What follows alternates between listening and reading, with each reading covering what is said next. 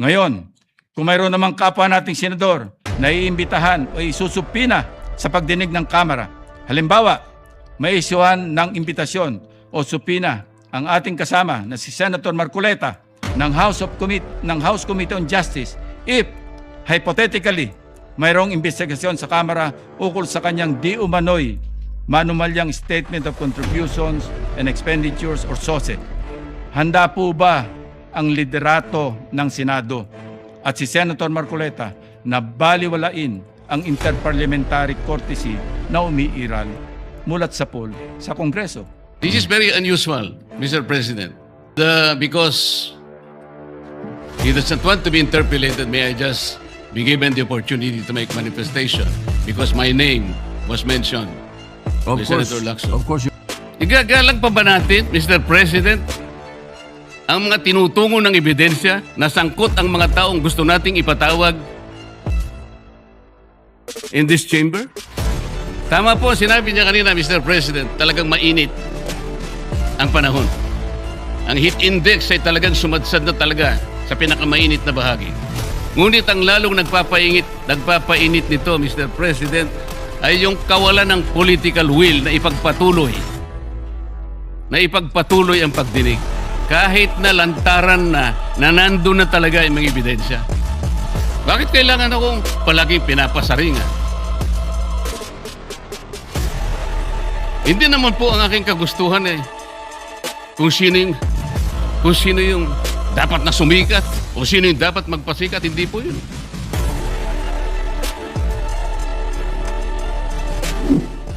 Now, Mr. President, ako naman ang dinidiin ng mga kritiko taliwas sa paulit-ulit na naratibo na ayaw ko daw imbitahan si Congressman Romualdez. Uulitin ko po, formal na inimbitahan ng komite ang dating speaker. The committee extended invitations to Representative Romualdez and other members of the House of Representatives whose names were mentioned during the hearings through the office of the current speaker. In keeping with established interchamber courtesy, these invitations were declined, with the exception of Representatives Toby Chanco and Leandro Leviste, who voluntarily appeared before the committee. It must be emphasized that no member of Congress has ever been subjected to a subpoena by either chamber. Such an act would risk undermining the balance and mutual respect that define bicameral relations. Suppose we follow such ludicrous suggestion made by one of our colleagues. Ang mangyayari po, si dating Speaker Romualdez ang magiging kauna-unahang kaso na sasalungat sa umiiral na interparliamentary courtesy. Ngayon, kung mayroon namang kapwa nating senador na iimbitahan o isusupina sa pagdinig ng Kamara, halimbawa, may isyuhan ng imbitasyon o supina ang ating kasama na si Senator Marcoleta ng House Committee on Justice if, hypothetically, mayroong investigasyon sa Kamara ukol sa kanyang di umano'y manumalyang Statement of Contributions and Expenditures or SOSE. Handa po ba ang liderato ng Senado at si Senator Marcoleta na baliwalain ang interparliamentary courtesy na umiiral mulat sa pool sa Kongreso? Maalala natin, noong 2024, inimbitahan ng Kamara si Senator Ronald Bato de la Rosa sa pagdinig ng war on drugs. Gayunpaman, hindi siya dumalo. Sa payo na rin ng dating Senate President Chis Escudero bilang pagpapahalaga sa inter-chamber courtesy. That is why I always emphasize, Mr. President, that this is not merely a matter of practice. It is grounded in principle. In his separate opinion, in Francisco versus House of Representatives, GR number 160261, November 10, 2003, Justice Dante Tinga explained, and I quote, "While interchamber courtesy is not a principle which has attained the level of a statutory command, it enjoys a high degree of obeisance among the members of the legislature, ensuring, as it does, the smooth flow of the legislative process," unquote. In light of this, the continued observance of inter-chamber courtesy is not optional, Mr. President. It is essential to preserving the independence, integrity, and proper functioning of each chamber. Senator Dante Marcoleta is recognized. Thank you, Mr. President.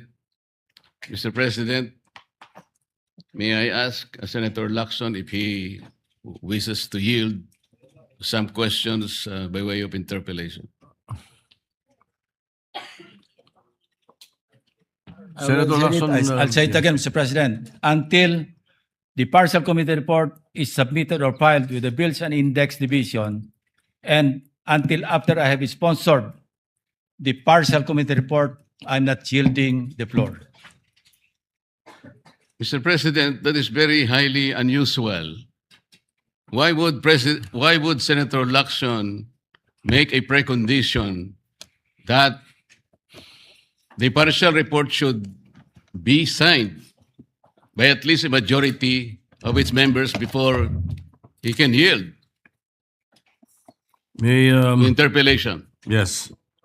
May I place on record that it is the prerogative of any member of the Senate to yield or not yield. As a matter of fact, in my many years here, Senator Miriam Defensor Santiago, and I'm sure Senator De Estrada is well aware of this, who was with me. Senator Miriam Defensor Santiago, every time she delivers a privileged speech, does not entertain any interpellation. Yes, And Mr. it is her- President, but it is her prerogative. this is different. And then, Because if as I said, it is the prerogative of Senator Santiago, and it is likewise the prerogative of Senator Lacson, because he wants that, as he mentioned, he wanted that his partial committee report be reported out and sponsored before he can answer any questions to that effect. Mr. President, if Senator Lacson would just say that he doesn't want to be interpellated, that will be okay with me. But he should not make a precondition that his unwillingness is conditioned upon whether or not the partial report should be signed by the majority. This is very unusual, Mr. President. Yes, we respect your opinion. And because he doesn't want to be interpellated, may I just be given the opportunity to make manifestation because my name was mentioned. Of by course, Senator Lacson. of course you may. Go Thank ahead. you, Mr. President. Mr. President, I cannot speak for our colleagues why they hesitate or even refuse to sign the partial report he allegedly disseminated to the members. But as for myself, Mr. President, I cannot sign a partial report. A partial report is basically unfinished. An unfinished report cannot be assumed to have contained the final and collective judgment of all the members. This is very basic, Mr. President. Secondly, I did not heed my reasons why I cannot sign the partial report. I delivered a privileged speech some time ago, Mr. President, outlining the reasons, therefore. Number one, I was expecting the chairman of the Blue Ribbon Committee to have conducted several hearings more. And in those hearings, he should have invited several persons whom I enumerated in my privileged speech. Namely, Yusek Adrian Bersamin, Yusek Jojo Cadiz, former Governor Luis Chavez Singson,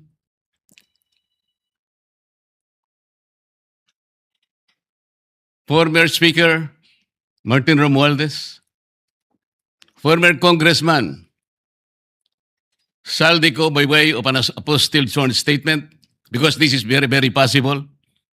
An apostilled sworn statement, Mr. President, as I have already advised the chairman of the Blue Ribbon Committee, is similar to a sworn statement notarized by the Philippine Consulate in any part of the world, because this apostilled manner or method of subscription was already adopted by the Supreme Court in one of its resolutions, Mr. President.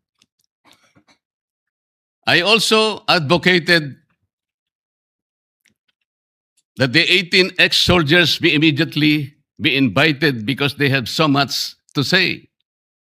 Because I thought he said, and he emphasized at some point, that wherever the evidence is, the BRC will be led there too, Mr. President. Ang sabi pa po niya, Mr. President, hindi option yung interparliamentary courtesy. At kung ako po ba'y tatawagin pala sa mababang kapulungan dahil meron pala silang itatanong tungkol sa di umano ay mga donasyon na aking tinanggap. Mr. President, I will willingly present myself with or without invitation. They just had to suggest to me that they wanted me there. I will go there, Mr. President. Interparliamentary courtesy is between the two chambers, Mr. President. Tayo-tayo po ang pinag-uusapan na maggalangan doon. Pero ang nangyari, Mr. President, ang ating boss, ang mga amo natin, ang taong bayan, ang hindi na po iginalang. Hindi lang pangbabastos sa mga taong bayan ang ginawa ng mga magnanakaw at kawatan nitong flood control projects. Igagalang pa ba natin, Mr. President, ang mga tinutungo ng ebidensya na sangkot ang mga taong gusto nating ipatawag in this chamber? Gagamitin pa po bang isang dahilan na kailangan nating maggalangan kung sila mismo ay hindi na iginalang ang taong bayan na ngayon ay halos nagdurusa na? Tama po, sinabi niya kanina, Mr. President, talagang mainit ang panahon. Ang heat index ay talagang sumadsad na talaga sa pinakamainit na bahagi. Ngunit ang lalong nagpapainit nito, Mr. President, ay yung kawalan ng political will na ipagpatuloy ang pagdinig. Kahit na lantaran na nandun na talaga yung mga ebidensya. Bakit po hindi tayo tumawag ng pagdinig, Mr. President? Inimbita si Governor Luis Chavez Singson. Sa pagkakalam ko sa mga accounts na nababasa ko, he was invited to appear on April 14. At binigyan po siya ng pagkakataon hanggang April 7, hanggang alas 5 ng hapon, na ihain ang kanyang sinumpaang salaysay. Hanggang alas 5 ng hapon, Mr. President. Ngunit 9:15 ng umaga, ipinaabot sa bahay ng dating gobernador na kinakansela na po ang nasabing pagdinig. At ginamit pang dahilan, paano po nangyari yun, Mr. President? Binigyan siya hanggang alas 5 ng Abril 7 na isubmit. Sa pagkakaalam ko po, nandun na siya sa Maynila at nanananghali. Pagkatapos na itutuloy siya sa opisina ni Senator Lacson para ihain yung sworn statement na kanyang inihanda. Bakit po kinakailangang dumating pa si Saldico?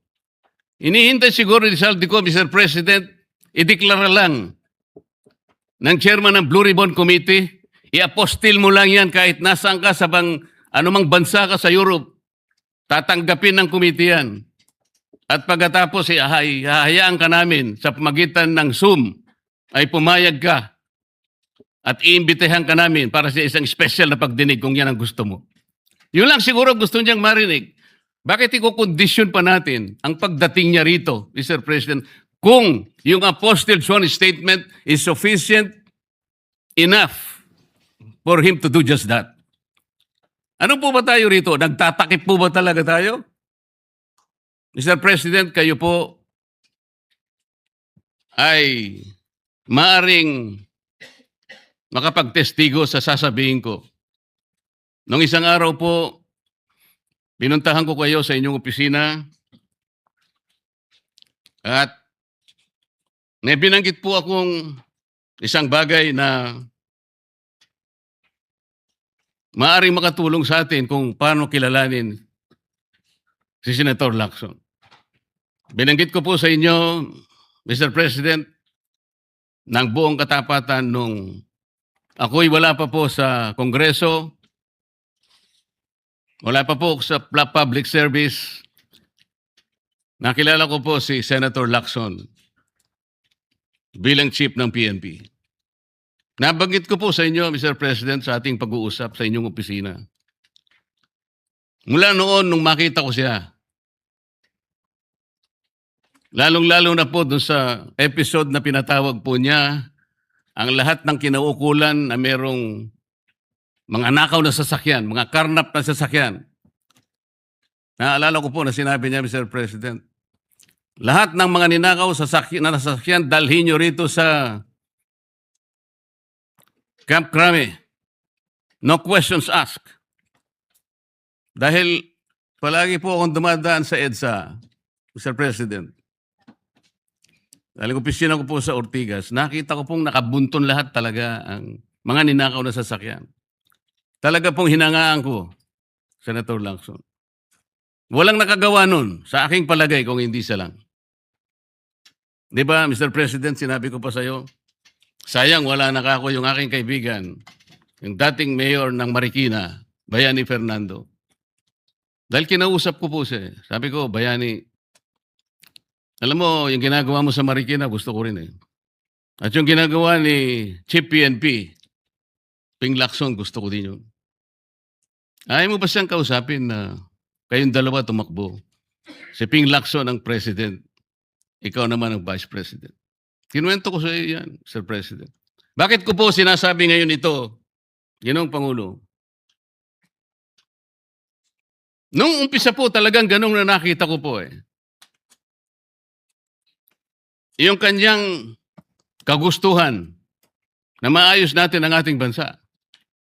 Yung sinasabi niyang track record, maring nung umpisa nandun po yun eh. Hindi ko ikukwento ito kung hindi talagang hinangaan ko siya. Noon. Pero bakit ngayon po ay nagkaiba, Mr. President? Parang yung pedestal na aking hinangaan, yung alamat na nandoon, unti-unting gumuho. Nalulungkot po ako at nangyari yun, Mr. President. Ang sabi ko pa nga eh, hindi man tayo dapat maglaban-laban dito eh. Ang kapakanan ng mamamayan ng ating bansa, ang importante rito po eh. Yung direksyon natin. Bakit kailangan akong palaging pinapasaringan? Hindi naman po ang aking kagustuhan eh.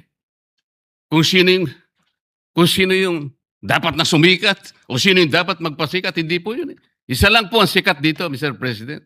Ang taong bayan na pinagsisilbihan nating lahat. Doon po natin ituon ang lahat ng ating makakaya, ang lahat ng ating energy. Malampasan sana natin ang problemang ito. Ngunit, yung hindi po pagganap sa tungkulin. Yun po yung hinahanap ng tao, Mr. President. Napakainit na po ng panahon talaga. Pinapag-iinit pa ng paghihintay nang hindi malaman hanggang kailan maghihintay ang taong bayan. Ano po ba ang dahilan kung bakit nagkaroon siya ng privilege speech ngayong hapon? Para saan? Para saan? Hindi po ba mas maganda na kumpletuhin natin yung report? Hindi partial. Ano yun? Partial final? O partial provisional? Paano ko po malalaman, Mr. President, kung hindi po ibinigay yung hard copy? Pipilitin akong basahin na nandun lamang sa online. Binigyan lamang kami ng isang file para doon kuhanin namin at kami mag-print. Paano ko ba ikukumpara po yung ipinrint ko? Hindi ko naman alam kung sinong gumawa nun dahil wala nga pong pirma yun eh. Doon lang sa paraan na yun eh. Nagkakaroon na po ng agam-agam eh. Pagkatapos ayaw pa nilang mag-interpolate. Nasa sa kanya po yun, Mr. President. Pero ako po, ang tanging hangarin ko lamang, ayusin natin lahat ito. Sabi nga po niya, hindi makakalimutan ng taong ito at talaga naman pong hindi malilimutan sapagkat ito na po yata ang pinakamalawak na nakawan sa kasaysayan ng ating bansa. Salamat po, Mr. President.